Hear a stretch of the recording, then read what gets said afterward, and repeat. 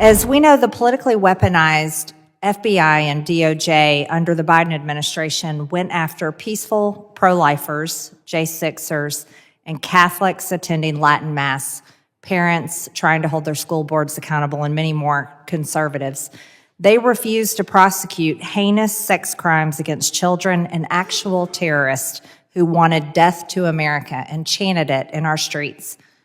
In October 2023, rioters from the Jewish Voice for Peace and If Not Now, both violent pro-Islamic groups that support Hamas, invaded the Capitol complex. As a matter of fact, they came in this building right here, and they took over the Cannon Rotunda. Their actions, they completely shut down the elevators, the stairwells, the hallways.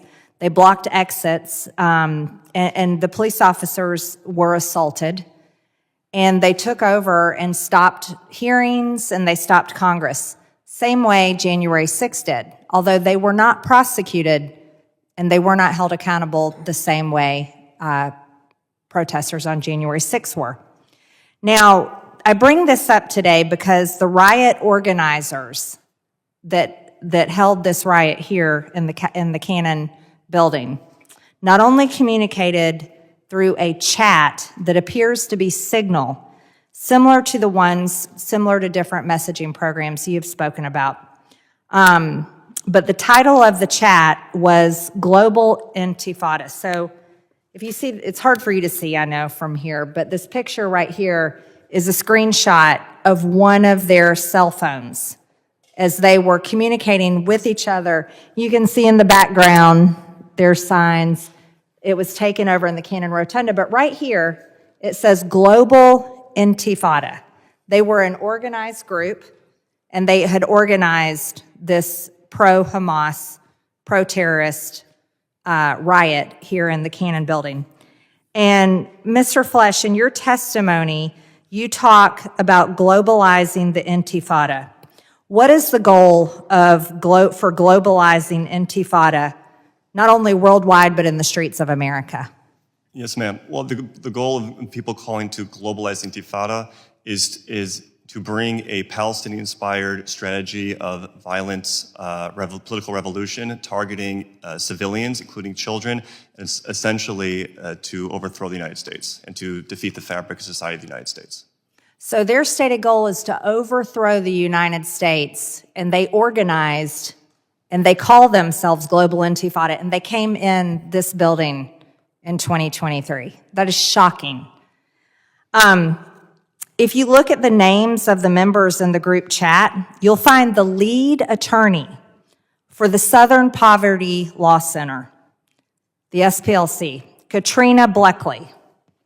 Right here, Katrina Bleckley is part of the Global Intifada, lead attorney for the Southern Poverty Law Center. This is the same law center that provided nearly 40 pages of testimony to the same January 6th committee that was prosecuting people for protesting the 2020 election.